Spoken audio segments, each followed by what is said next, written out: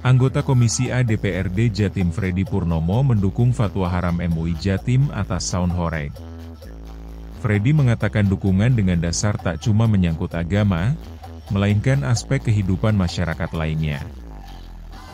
Pertama, saya menyampaikan apresiasi pada Majelis Ulama Indonesia Jawa Timur. Tentunya ada pesan moral yang dilakukan oleh MUI yang harus kita hargai dan kita hormati. Saya melihat bahwa apa yang disampaikan oleh MUI melalui fatwa MUI Jawa Timur itu saya kira sudah tepat. Bahwa kita yang hidup kan berbudaya, ya. Berbudaya itu kan membangun namanya etika, kehidupan beretika. Lah, bicara kaitan sound horeg ini sebenarnya kan apa ya, model-model sound system yang istilahnya direkayasa oleh ahli-ahli sound system ini menjadi sesuatu yang menarik, menjadi gempa gubita gitu, yang istilahnya serem. Nah, ini kan menimbulkan satu rangsangan yang menurut saya juga nggak baik. Apalagi kalau sound horeg itu dipakai dalam kegiatan-kegiatan di tempat-tempat pemukiman umum, ya, apalagi tempat perumahan, dekat dengan sekolah, tempat pendidikan, dekat dengan tempat ibadah, terus tempat dan fasilitas umum, itu nggak tepat. Ya, saya bilang nggak tepat. Sound horeg itu saya menghormati, memang itu menjadi satu rekayasa inovasi ya komunitas tertentu dalam membangun semangat, kecuali itu dalam konteks yang ruangan yang sangat terbuka, pinggir pantai, ya, atau di puncak gunung, itu masih dimungkinkan lah gitu. Tetapi apapun yang dilakukan oleh komunitas pencinta sound horeg, ya tentunya harus dikedepankan budaya ketimuran. Ya, saya tidak berburuk sangka pada sound horeg, ya, di balik suara yang begitu kerasnya sound system yang dia buat. Terus sekarang kan diikut dengan gaya rangsang, ya, komunitas tertentu, yang ini menjadi sesuatu yang menurut saya tidak layak dan tidak pantas gitu, ya. Nari-nari yang membangun semangat yang sebenarnya semangat itu hanya hura-hura aja, bukan mencerminkan semacam seni budaya ketimuran, ya, apakah budaya lokal ataukah budaya bangsa, ini tidak mencerminkan gitu. Oleh karenanya apa yang disampaikan oleh fatwa UI Jawa Timur ini ada pesan moral yang tentu saya juga sangat menghormati.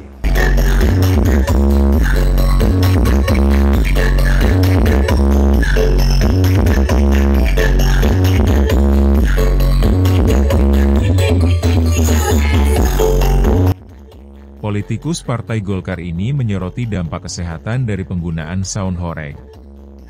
Dia menyinggung pedoman Badan Kesehatan Dunia bahwa polusi suara dapat mengancam kesehatan. Selain itu, penggunaan sound horeg juga dapat mengganggu aspek sosial, khususnya ketertiban. Bahkan sound horeg bisa memicu konflik horizontal di masyarakat. Ya intinya saya sama dengan MUI pesan moral itu lah. Kalau ada sesuatu yang dipandang memang ini mengganggu suasana ketertiban masyarakat umum, kami punya perda, Mas.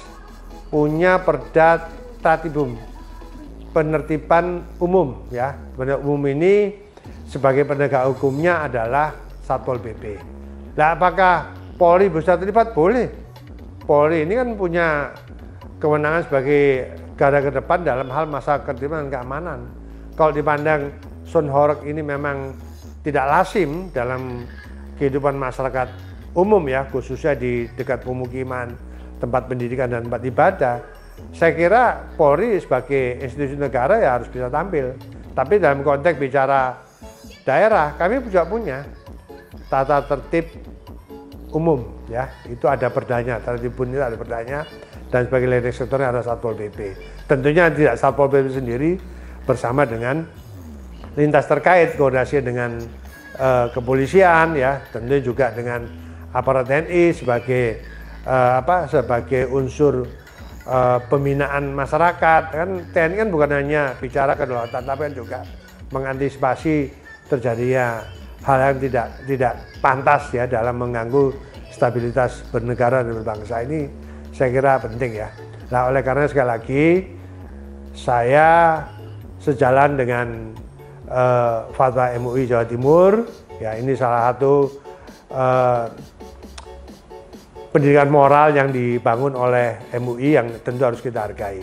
Dan saya juga berharap dengan semua aparat terkait, ya saya secara pribadi pun juga tidak pantas lah sound horeg ini ditampilkan di tengah masyarakat umum ya, terutama dekat pemukiman, dekat lembaga pendidikan, dekat dengan rumah sakit, dekat dengan tempat-tempat ibadah, ini juga tidak tepat ya. Oleh karena itu ayolah kita saling menghargai. Boleh manusia-manusia tertentu mau berinovasi untuk merekayasa satu sound system yang memberikan satu gairah atau apa, itu nggak ada masalah ya. Yang jadi masalah kalau itu dilaksanakan di tengah umum, kecuali kalau mau diadakan di pinggir pantai atau di puncak gunung yang itu jauh dari pemukiman, itu monggo ya. Yang penting semua proses prosedur harus dipenuhi ya, apalagi dalam perjalanan umum kan tidak lepas daripada peran perizinan ya, atau perizinan atau pemberitahuan kepada aparat terkait ya, baik itu kelurahan, camat, polsek ya, termasuk pemerintah setempat yang dalam hal ini adalah yang mempunyai wilayah teritorial, itu juga harus dikoordinasikan. Diaturakan Sugeng Rawu kalian wajah Selubas Official.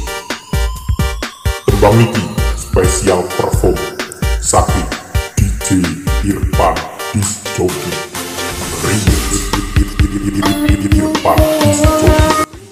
Memang, negara harus menjaga hak kebebasan berekspresi, tapi tidak bisa menoleransi kebebasan yang justru mengorbankan ketenangan warga lain.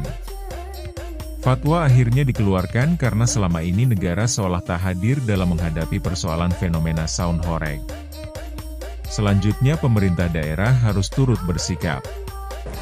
Kalau peraturan gubernur itu sifatnya kan hanya administratif ya, tapi ini sudah bentuk regulasi. Jadi yang regulasi ini yang tentunya menjadi ranah kewenangan pemerintah daerah, baik provinsi maupun kabupaten kota.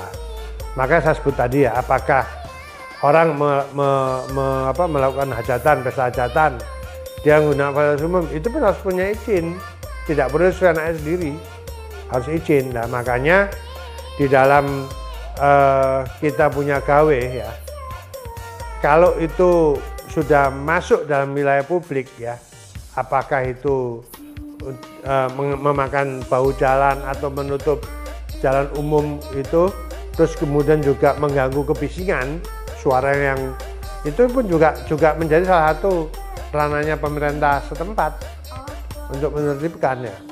Nah, kita tidak dalam artian menolak ya, namanya hajatan orang pernikahan atau mungkin ada kenduren yang lain itu, silakan tidak apa-apa. Misalkan ada pesta-pesta rakyat itu nggak apa-apa. Nah, tetapi semua yang mencakup kepentingan umum itu sudah diatur dalam namanya Perda tentang Tata Tertib Umum ya. Dalam Tertib Umum Provinsi Jawa Timur sudah diatur batasan mana yang boleh, batasan mana yang tidak. Nah, yang boleh silakan lanjut, yang tidak itu harus ditertibkan ya. Kalau yang tidak itu misalkan perlu diskresi ya, tentunya harus ada izin diskresi yang dikeluarkan oleh penguasa setempat, apakah itu polsek, polres ya, atau kecamatan ya. Tentunya camat tidak bisa semenang-menang bersendiri, tentu harus koordinasi dengan jajaran forum pika setempat, yaitu tadi polsek, terus koramil, itu kan juga menjadi salah satu yang harus diikut sertakan gitu. Jadi gitu Mas, makanya sekali lagi ya, kita harus bisa tahu dan taat mana sih batas-batasan yang menjadi ranah publik, mana sih menjadi batasan-batasan ranah privat, harus kita tahu. Ya, satu contoh, saya sendiri punya hajatan di tempat tinggal saya sekarang ini ya. Satu ketika saya buat hajatan yang berakibat saya akan mengganggu tertib lalu lintas, saya harus kulon nuwun kepada RT RW setempat. Itu bahasa timurnya begitu. Nah, kalau sudah keluar dari batasan wilayah komplek perumahan, yaitu adalah wilayah umum. sampai ganggu lalu lintas di jalan raya pun ya saya harus izin. Sejauh izin itu diperkenankan ya kita bersyukur, tapi sejauh dengan pertimbangan berbagai aspek ya kita nggak usah marah. Itu memang menjadi salah satu ranah kewenangan pemerintah dalam untuk menjaga ketertiban umum.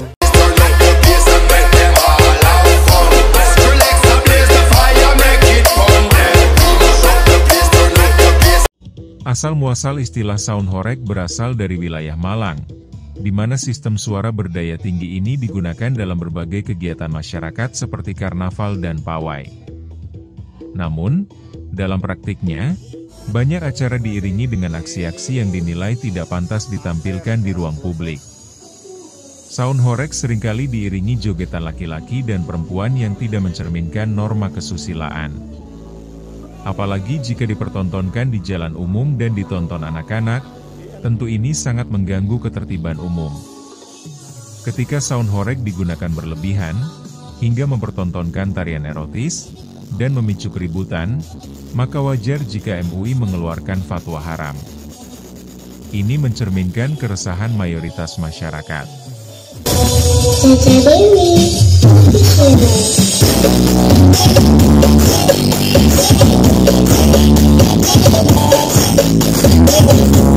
Makanya sound horeg ini kan saya katakan sound system yang apa ya, suara yang bergeklar gitu ya, keras banget yang ya menurut saya sebagai orang yang mempunyai hak privat ya sebenarnya nggak pantas ya, suara yang begitu keras dalam kegiatan di umum. Satu contoh, misalkan ada arah-arahan atau mungkin demo, lah boleh demo segala kan juga itu kan diizinkan, tapi ya kalau sudah menggunakan pengeras yang mengganggu suasana ketertiban ya tentunya ya jangan ya. Makanya aparat terkait itu juga punya kewenangan untuk menertibkan.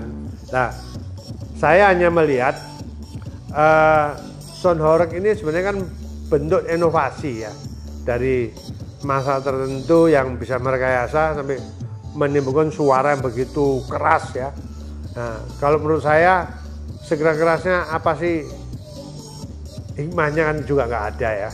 Nah, kecuali kalau dalam konteks itu pesta-pesta rakyat yang memang sudah memenuhi prosedur ya, yang diselenggarakan di luar tempat-tempat publik, misalnya saya sebut tadi ya, di pinggir pantai yang jauh dari pemukiman maupun tempat publik atau di gunung ya, kan itu biasa. Dulu kan pernah menyelenggarakan namanya konser di Gunung Bromo, ya nggak apa-apa.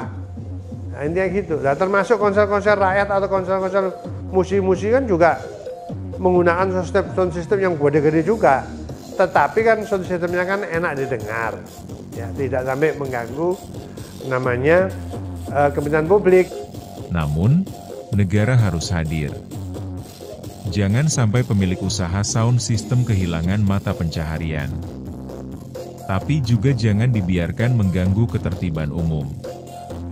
Harus ada peraturan yang mengatur, dengan melibatkan semua pihak untuk mencari solusi bersama.